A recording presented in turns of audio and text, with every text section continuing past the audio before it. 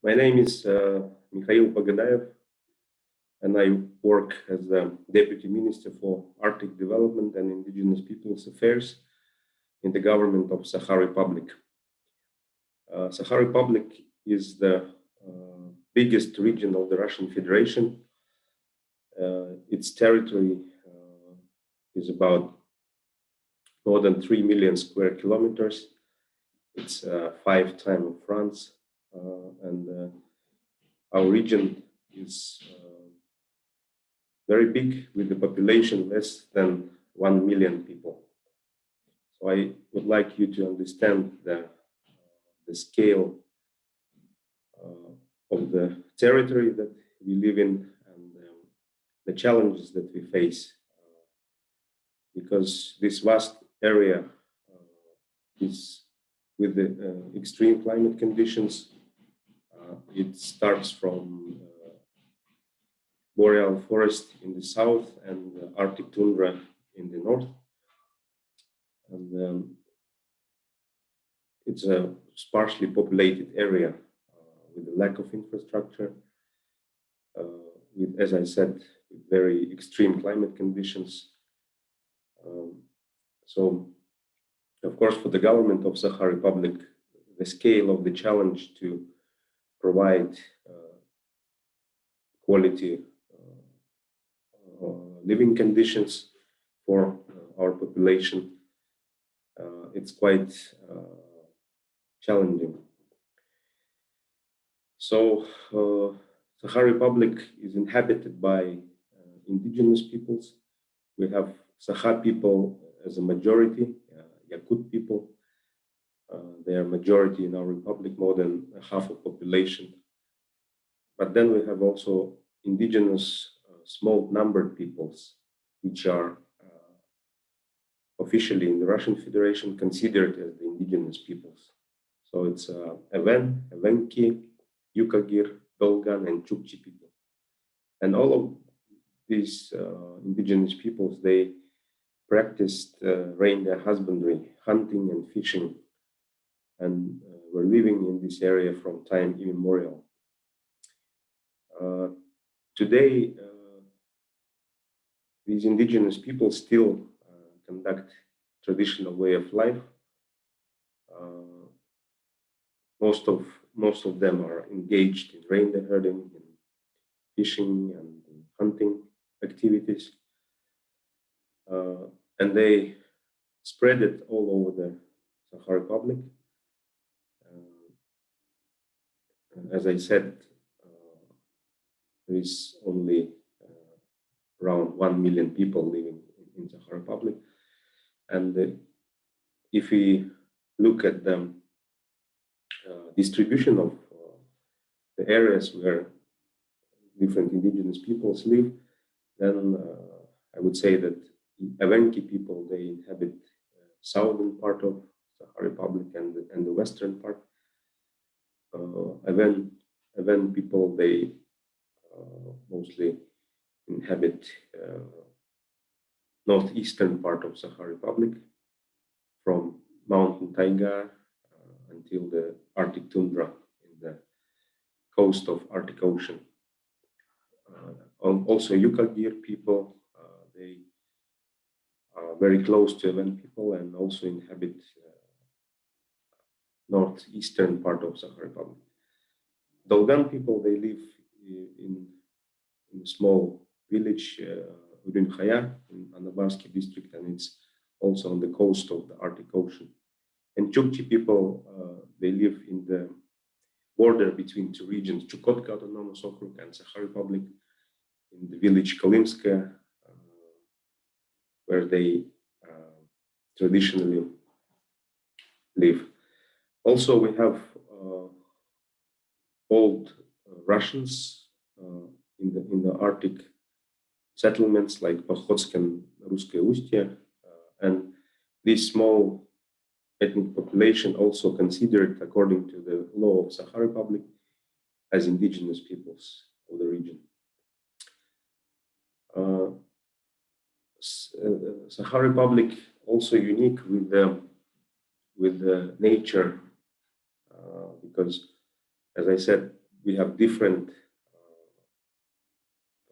ecosystems from boreal forest to Arctic tundra. In Sakha Republic, we have 3 time zones. And as I said, we have very extreme climate conditions. Sakha Republic is considered as the coldest place where people live permanently. Today we talk about global warming and climate change. And of course, in such an area, such a big area, we have all kinds of changes in nature, in climate, even though today it's still cold. For example, today outside here is minus 50 degrees.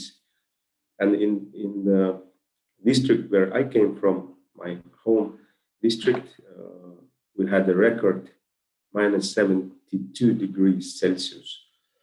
So as you understand, it's quite extreme conditions, but our people were thriving and living in this kind of nature for millennia and adapted and created a unique Arctic civilization. Also, our region people call as a pole of the cold. And as I said, in Neryungri, for example, where we had minus 72 degrees, there is a pole of the cold officially where people used to visit, and this is kind of brand of the territory. Anyway, we also see that, and according to scientists, there are global warming also in Sakha Republic, but most of the impacts related to precipitation, because, for example, reindeer husbandry is based on pastoralism, and pasture conditions, snow and ice, are very important for reindeer herding and reindeer herders. So when we observe the changes, for example, in the period when it's freezing periods, thawing periods, and it's now it's different from what we have been observing earlier. So today, for example, it's a challenge to deliver food, energy resources, all kinds of goods to Arctic districts, because our government, we use transport logistics based on different types of transportation. In summertime, we use vessels, ships, to ship all these goods to the Arctic districts. And then we have in those seaports or river ports, we have storehouses where we store all these goods, and then we use winter roads to deliver this next year. So today we have a challenge that sometimes it takes 2 years to bring food and energy resources to our Arctic district. You have to understand the scale of the challenges that we face, and of course you understand that costs in the Arctic are very, very high.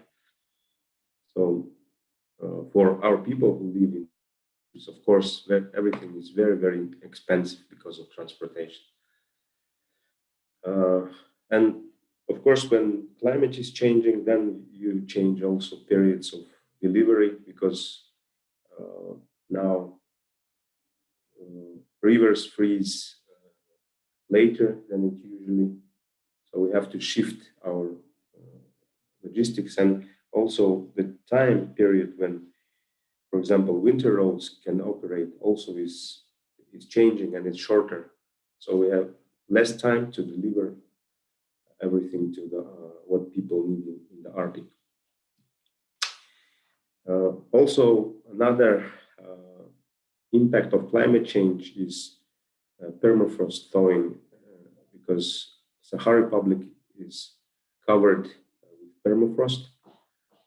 And of course, when climate is changing, when it's warming, permafrost also thawing, and it also creates challenges for our infrastructure, first of all, to roads, to pipelines, to buildings, to airports, etc. So it's a very, very serious threat for our population, for our people, and for infrastructure that we have. Another very important impact of climate change is taiga and tundra fires in summertime. Now we observe kind of explosion of fires, number of fires, because every summer we kind of live in the smoke, because everywhere around us, taiga is burning, tundra is burning, so it's also represents the loss of pastures, because burned pastures, for a while you can't use, and also it's about security of people who live. It's health issues, because almost all summer we have smoke in the air. So this is also a very big problem for our region, and annually government of the Russian Federation and Sakha Republic spent a lot of money to fight those fires. And there are also, of course, indirect impacts of climate change to our territory, to our people, and it's mostly related to globalization, to industrial development. Especially in the southern part of Sakha Republic, we have huge megaprojects of industrial development, which are about exploitation of different mineral resources like gold, metals, uranium, silver, etc. And also, our region is well known as the main diamond mining region. 98% of diamond extraction is located in Sakha Republic. So most of the incomes of our budget are coming from diamond industry. And today we have one city, Mirny, around which we have many diamond extraction activities, and it used to be reindeer pastures in the past, and but today there is no reindeer husbandry in this district. And of course, also in southern part of Sakha Republic, we have this challenge with how to keep the balance between economic development, but also preservation and development of indigenous people's traditional livelihoods.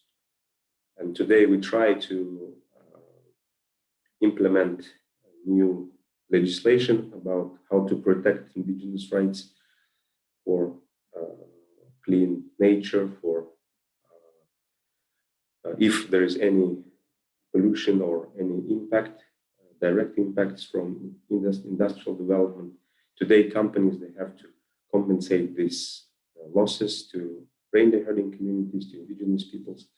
And for example, in our ministry for Arctic Development and Indigenous Peoples Affairs, we work very closely to conduct so-called ethnological expert review, when experts, and indigenous peoples together, they make an assessments how this or another project will impact indigenous livelihoods. So then we calculate the loss, and companies, they have to compensate, and also they have to invest into development, social economic development of those communities that where indigenous peoples live.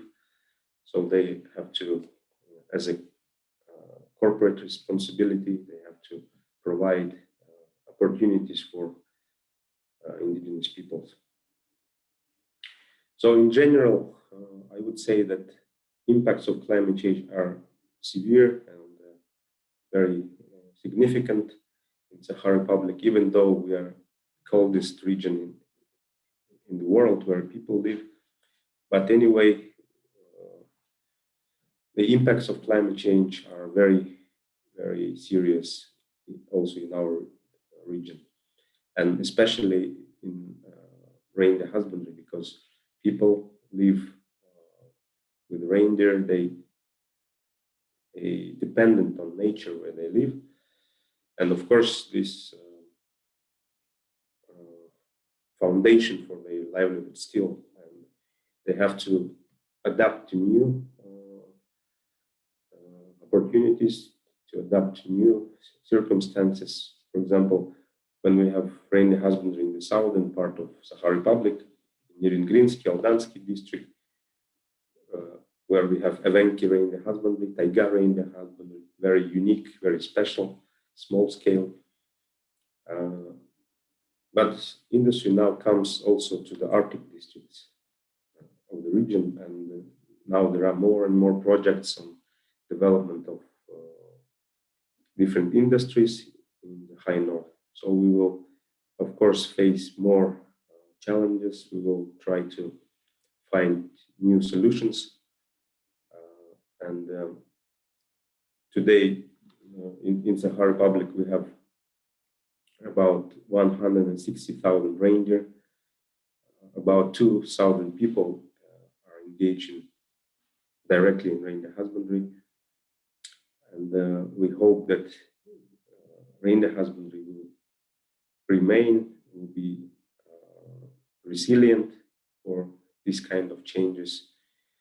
And of course, the government of Sakha Republic in full support of reindeer husbandry. In the budget, we have about 1 billion rubles to support reindeer husbandry with different subsidies. Anyway, the number of reindeer is stable.